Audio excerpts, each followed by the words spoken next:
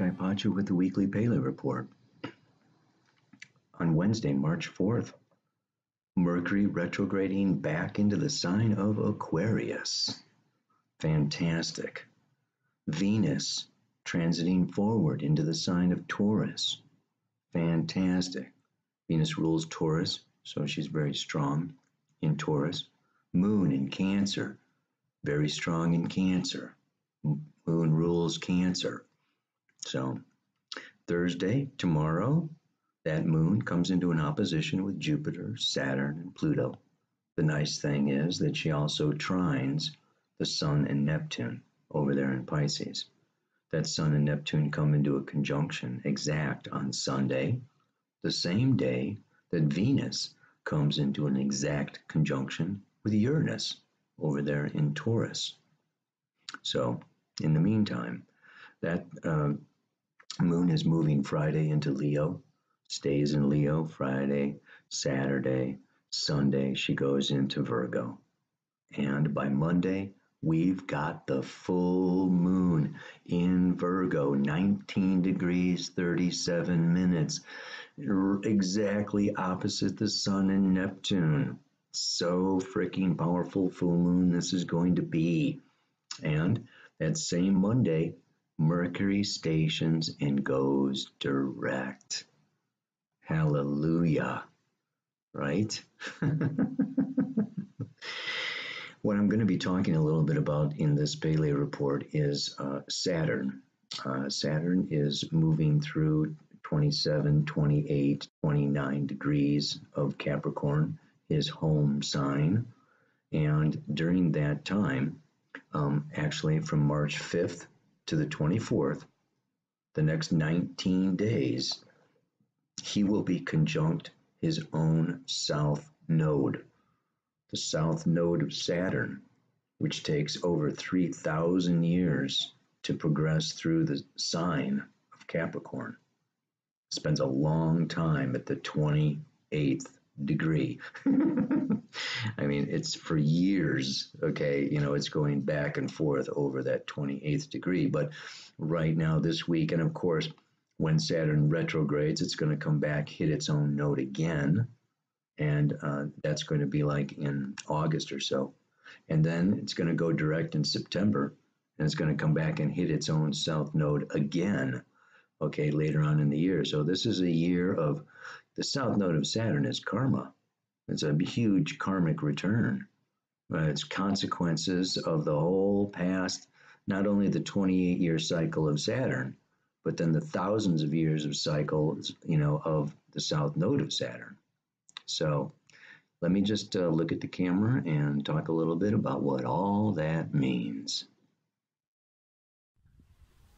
Okay, well, as usual, there is so much to say. There is so much going on. Ay, ay, ay, ay, ay. Can you feel it? Woo! Overwhelming. I mean, that is the key word for Pisces and Neptune. Sun coming into that conjunction on Sunday with Neptune in Pisces. It's just like a tidal wave coming with like, whoa! So much to take in, so much to handle, so much to just, and it can make us want to what? Skedaddle. It's just like, too much, I need to retreat. I need a vacation. I need to get away. Get out of it all. And then what? Full moon. So then you've got this full moon in Virgo coming up opposing not just the Sun, but Neptune. Neptune Pisces is chaos. It's, it is, and chaos, like I've always said, is a divine intelligence that we are not intelligent enough to figure out. In astrology, there's no accidents, there's no coincidence. This is all, according to the evolutionary intentions of Gaia, of our planet. We have to understand there are spiritual beings above, outside, and beyond, way more powerful than our little egoic selves, than all of collective humanity put together.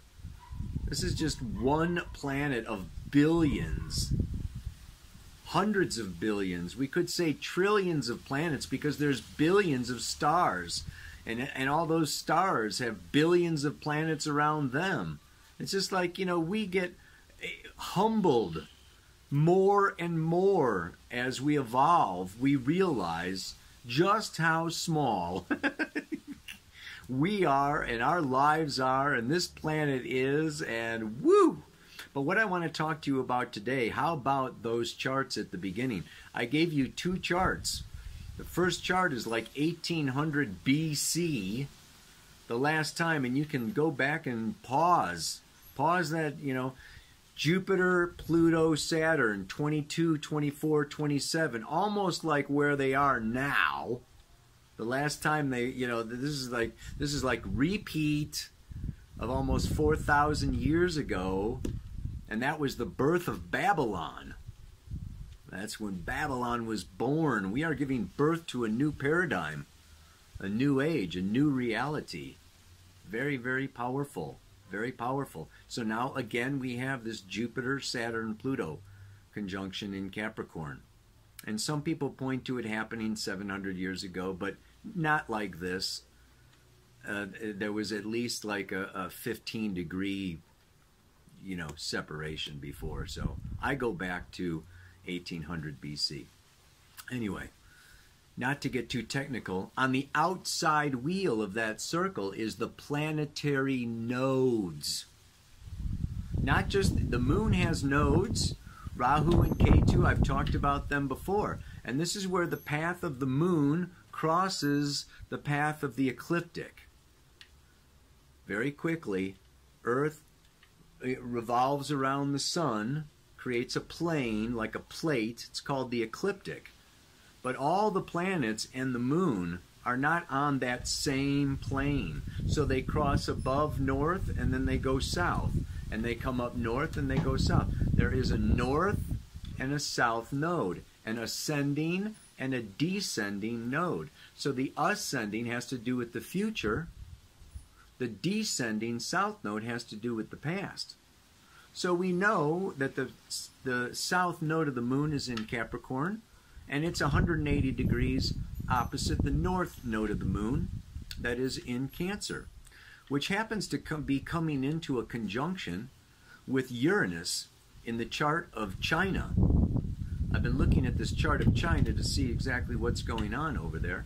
China also has Jupiter at 22 degrees of Capricorn, which is right where Jupiter, that's having a Jupiter return right now. Not to get sidetracked. Like I say, there's just too much going on. I don't want to overwhelm you with too much astrology. But these nodes are super powerful. The south node of Saturn. The south node of Saturn, the planetary nodes. Right now we have the south node of Saturn, Pluto, and Jupiter all in Capricorn. The last time that the south node of Saturn was in Capricorn has to do with the patriarchy, the founding and the birth and the manifestation of the patriarchy.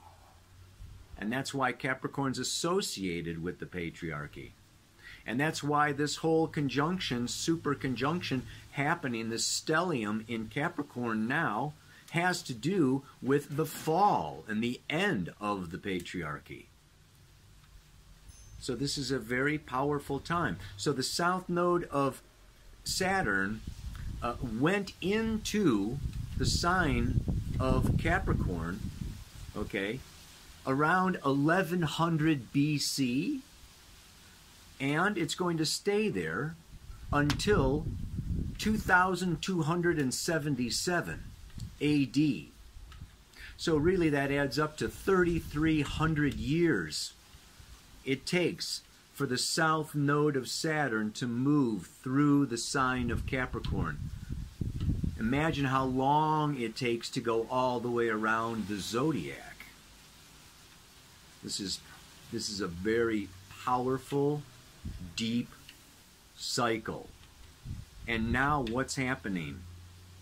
This week, from March 5th until March 24th, the planet Saturn is conjunct on that 28th, the 29th degree of Capricorn, conjunct his own south node. You can see it in the chart at the beginning. This is what's going on right now. So what I want to read to you, okay, the Sabian symbol for the 29th degree of Capricorn, because this is very, very powerful right now. And it's very amazing to me how it connects and correlates so well with the Sun conjunct Neptune in Pisces. It's like you kind of say, what does Capricorn and Pisces have in common?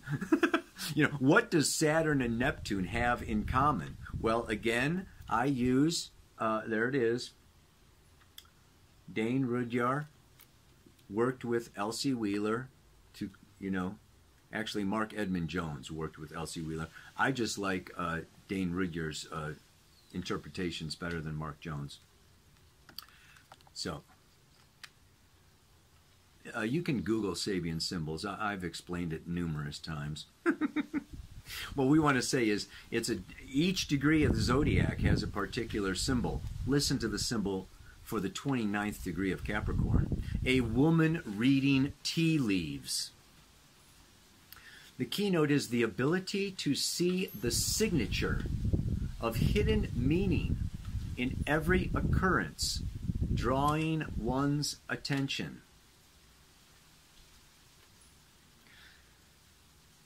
Humanity has always sought to interpret the meaning of events or situations which baffle him in terms of specific omens or signatures. The reading of tea leaves is only a commonplace modern version of a certain type of procedure used by priests of all ancient religions. The practice is based on a realization of, and this is a quote. I love this quote. The quote is, the relation of everything to everything else. A definition of astrology given by Mark Edmund Jones. So if people say, what is astrology? You can just reply that astrology is the relation of everything to everything else. Yeah, baby. You gotta love it, man.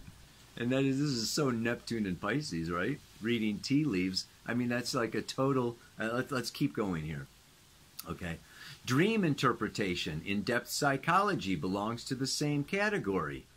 We could say that the I Ching, okay, you know, that the tarot cards, that palmistry, I mean, these are all forms of divination is what we're talking about here, right? Okay, and astrology is the oldest, oldest one of them. So, it's based upon the establishment of a close connection between the unconscious and the conscious. But in dream analysis, the individual unconscious, at least at first, is mainly referred to, while in omens, or modern fortune-telling at its best, one relies upon the power of occult forces or entities to convey the information that will clarify confusing situations. What is implied is the ability not only to perceive the facts of everyday existence, but to see through these facts and discover how they are related to the realm of basic meanings or archetypal processes. This is essentially what is meant by true clairvoyance, the capacity to see in everything the signature of deeper realities. This full moon in Virgo, the sign of health, right, in opposition to the Sun Neptune, conjunction in Pisces, the sign and the planet having to do with great mystery and spiritual awakening and spirituality. This is a time for each and every one of us to have spirit revelation about what life is trying, what spirit is trying, what all of existence is trying to convey, to teach, to heal, to what is going on beneath the surface of events. What is the deeper meaning of the coronavirus and all of the havoc? We have Venus-Uranus conjunction the same day as the Sun conjuncts Neptune. Venus is money. Venus is values. What do we value? We need to wake up Uranus to a new set of values. And to me, this has so much to do with what? The fall of the patriarchy, the end of the patriarchy. And an image that came to me regarding this is what? Well, just think of it. Think of the patriarchy as being the father, okay, the old man, okay, and the father, the old man, has the keys to the car. Oh, I should have gotten a set of keys, you know. Oh, yeah. The dad's got the keys to the car, right? Okay, and the son or the daughter, okay, maybe they're a bisexual or the intersexed offspring child, is old enough to drive and wants to drive and is asking the patriarch, the papa, for the keys to the car. Now, let's say that the papa or the patriarch, okay, is the old established way, and he's like, I don't want to give up my car. I don't want to give the keys to my car. I don't want to surrender my power, my mobility, my authority, my position, whatever. It's just like, no. You're not. I'm not giving you the keys to the car. And can come up with all kinds of, you don't know how to drive, or you're not old, you're not smart enough, or you need to get a job and buy your own car, or blah, blah, blah, blah, blah, blah, blah, blah, comes up with all kinds of, this is what we could really look at, what's going on with this transference. This new paradigm, is like, okay, we are the future is wanting to take control, drive, steer, the future. And the old, control institutions, organizations, call it the cabal, the deep state, the Illuminati. I mean, what do the billionaires, the Davos Economic Summit, whoever you want to call it. Okay, the people that are, really in positions and places of power, money, control, and influence, that have the keys to the future, are not handing them over. They're just like, no freaking way. So what happened? The old man obviously gets older and older and older and older until finally the old man is going to die. And then the kid is going to get the keys. I mean, it's kind of a thing that is inevitable. The old man can put it off as long as he wants. Maybe he gets to the point, okay, where he can't walk, or he can't see, or he can't drive. And then it's like, oh, here's the keys. Could you please take me to the hospital? I mean, it may get to that point. So now I want to come out with what? Let's look beneath the meaning of the coronavirus. What is nature, which I call God, goddess, source, nature, life. We come from life. Life teaches us. We serve life. Life, enters us, and leaves us. Life is our teacher. I mean, so, to me, source, creator, God, goddess is just freaking life. And coronavirus, a virus, is actually, it's not a bacteria. It's not a living thing. But anyway, So at least what I read about it. I want to read to you from Jacques Martel. It is the complete dictionary of ailments and diseases. And I will put this, I have a free tab on my website that is newparadigmastrology.com. And you just go to the thing that says free. Okay, and on there I've got all kinds of links. I've got a survival guide, for, the this changing of the whatever. I'll put this information on there, but he wrote the complete dictionary of ailments and diseases. And all we got to do is go to the lungs. Okay, this coronavirus, SARS, and so many of these different diseases have to do with the lungs. The lungs, okay? And we know that the lungs are associated with grief. And we want to really look at, I'm gonna read to you now, okay, what, he's got to say about the freaking lungs. And I will also attach this to the newsletter. I send out a newsletter with the Pele Report every week. If you're not subscribed to that, you can, I will copy paste this or make it as an attachment to this week's newsletter. Yeah. In general, okay, it is by the action of my two lungs that life circulates in me. They are therefore the air filters for my whole body.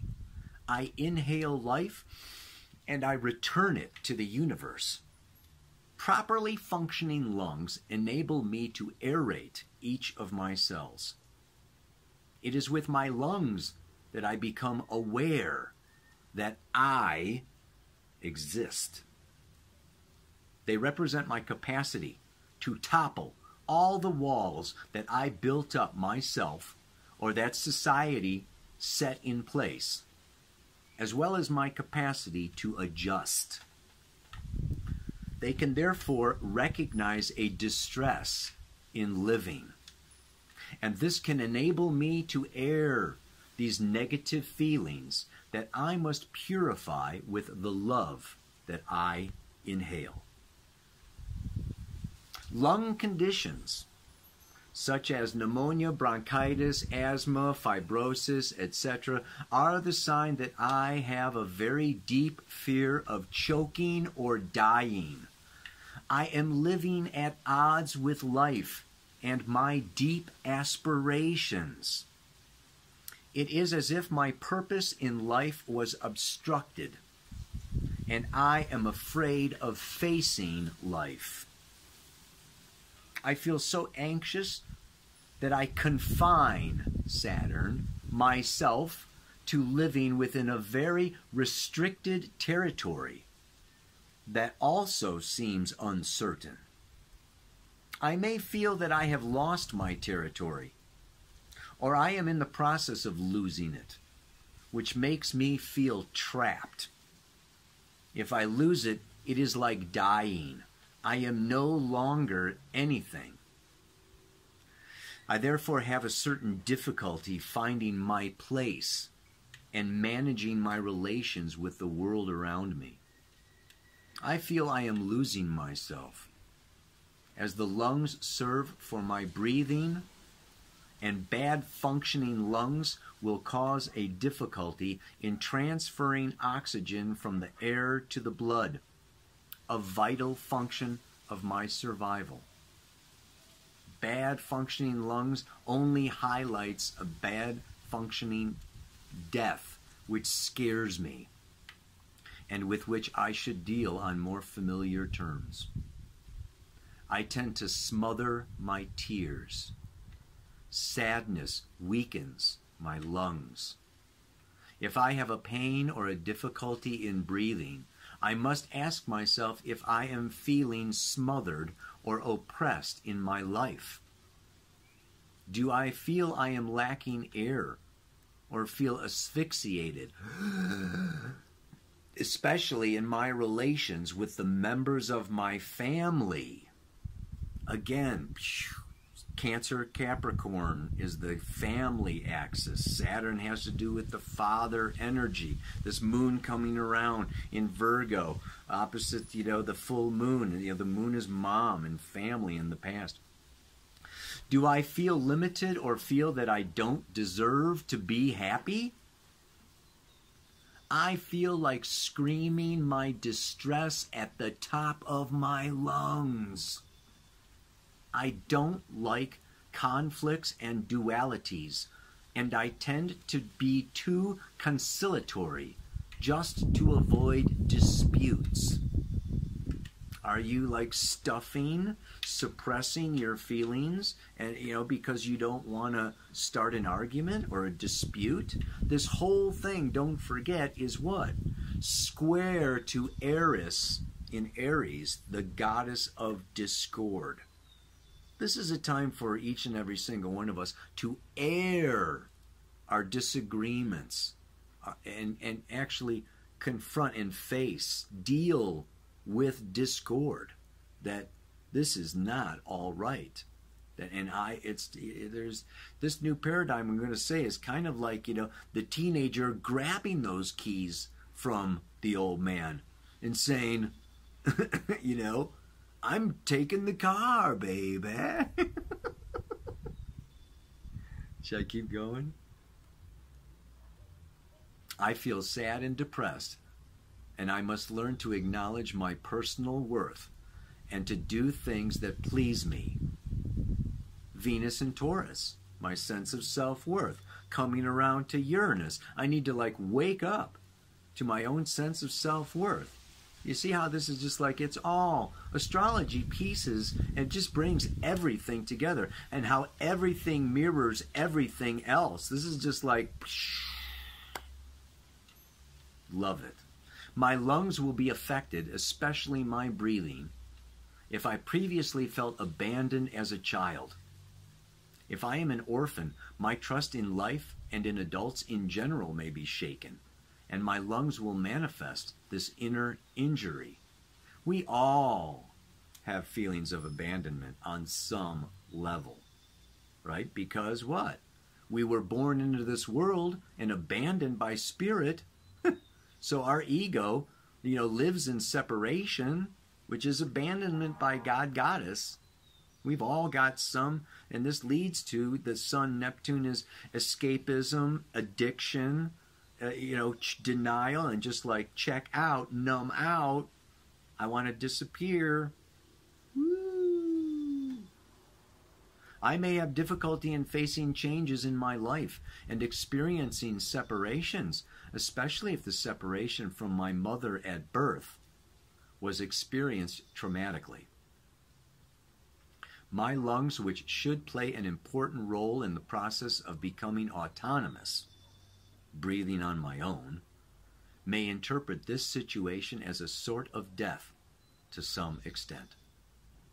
Am I able to live independently without always needing someone to do things on my behalf? Although society espouses the idea that cigarettes are what cause lung diseases, it is rather the anxiety over death experienced after consuming tobacco that causes the disease. In the case of pulmonary embolism, there is a shattering of joy and of the accumulated sadness that I maintain, and I am revolting against my feeling of helplessness. So we may all, so many people may be going through, and especially I've heard there's, rebellion against the Chinese government, who punished the whistleblower who first drew attention to the coronavirus. I mean, that is a very suppressed government. You'd think the government in the United States might be suppressed, or any place else. China has a very... Look at the revolts in Hong Kong against the Chinese government, suppressing, freedom of speech and the newspapers and movement and whatever, right? So we have this patriarchy suppressing individual expression and freedom and speech and finances and blah, blah, blah, blah, blah, blah. Woo! it's like, wow. My emotions and ideas are obstructed. I accept the fact of being, here, this is kind of like a mantra. I accept the fact of being constantly protected and guided. Instead of taking pleasure in maintaining old memories that make me melancholy and may further amplify my feeling of being alone and isolated, it would be better for me to look at everything I have and all the abundance that is present in my life.